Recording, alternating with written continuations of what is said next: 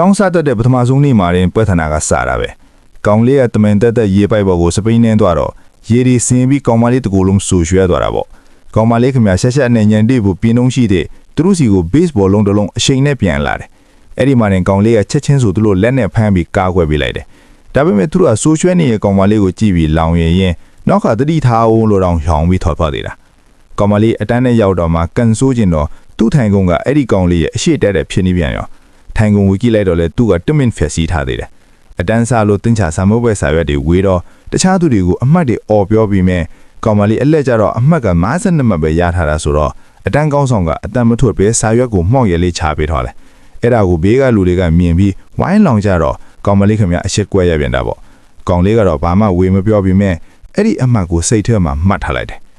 အတန်းစင်တော့ကောင်းမလေးကလေ့ကျင့်ခန်းစာအုပ်ကိုကင်ပြီးတိတ်တိတ်လေးထွက်သွားဖို့ကြိုးစားတာကိုသူကရိပ်မိတယ်ဒီကောင်မလေးပု္ပ္ပစာတွေမတွက်တဲ့လို့သူများကိုလည်းမရဲပဲခိုးထွက်တာနေမှာဆိုပြီးစာအုပ်ကိုတမင်လူပြီးဆက်နောက်လိုက်သေးတယ်အဲ့ဒီမှာနေမတော်တဆစာအုပ်ထဲကလာစင်သုံးဂုံးထုတ်လေးကြောက်လာတော့တာပဲ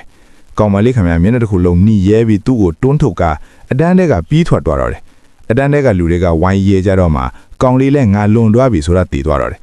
ချောတဲ့အနီးနဲ့စာအုပ်ကိုပြန်ပြေးတဲ့အခါမှာတော့ကောင်မလေးကလုံးဝစကားမပြောတော့ဘူးစိတ်တို့နဲ့ထိုင်ကုန်ချီတော့နဲ့သူ့ချီတော့ကိုတန်နှင်းပြီးတတိပေးလိုက်တယ်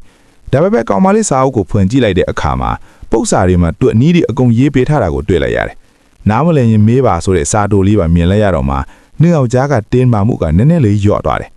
ကျောင်းဆင်းတော့ထမင်းစားဆောင်သွားတဲ့လမ်းမှာကောင်လေးကခြေထောက်နာချင်းရောက်ပြီးသူ့ကိုတွဲခေါ်ဖို့ကောင်မလေးကိုကြောက်တွန်ပြန်ရောတကယ်တော့သူကအနားမှာရှိခြင်းလို့ပါဒါပေမဲ့ကောင်မလေးကနားမလည်မှုလွဲပြီးလော်ကြီးအနေနဲ့သူ့ရဲ့ထမင်းစားကတ်ကိုပေးလိုက်တယ်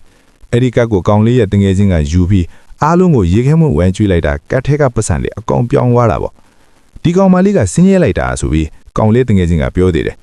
အဲ့ဒီအချိန်မှာကောင်လေးကတောင်းတနေရမှာပေါင်မိုလုံးတစ်လုံးနဲ့သမင်းစားနေတဲ့ကောင်မလေးကိုမြင်သွားတော့စိတ်မကောင်းဖြစ်သွားတယ်ဒါနဲ့ကောင်မလေးရဲ့ကတ်ထဲကိုပတ်စံတွေအများကြီးပြန်ဖြည့်ပေးလိုက်ပြီးစာပြပေးမြေလို့ကမ်းလှလိုက်တယ်အမတ်တွေကလည်းမကောင်းတာဆိုတော့ကောင်မလေးလည်းလက်ခံရတာပေါ့အဲ့ဒီနောက်ပိုင်းမှာတော့ညှောက်သားခေါင်မိုးထပ်မှအတူတူစာလုပ်ကြရင်းနဲ့ကောင်မလေးရဲ့စာမိုးကွက်အမတ်တွေလည်းတိတိသားသားတက်လာပါတော့တယ်